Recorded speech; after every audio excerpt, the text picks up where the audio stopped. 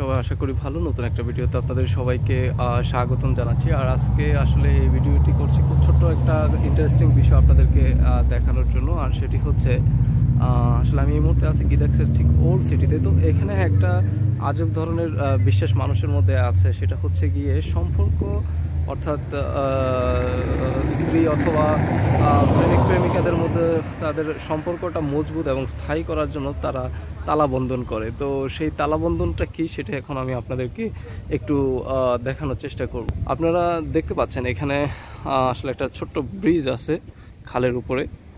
তো এখানে অসংখ্য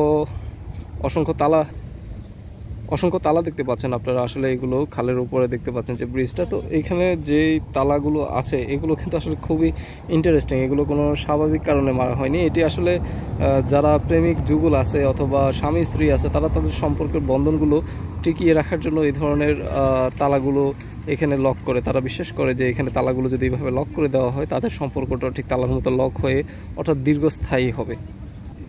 আমি যদি একটু কাছ থেকে যদি দেখাই, এখানে আপনার তালাগুলোর মধ্যে দেখতে পাচ্ছেন যে নামগুলো লেখা আছে প্যাট্রিক, ক্লাউডিয়া। এখানে প্রত্যেকটি তালার মধ্যে এইভাবে তারা তাদের নাম লিখে তালাগুলো এখানে লাগিয়ে দিয়েছে, আপনারা দেখতে পাচ্ছেন।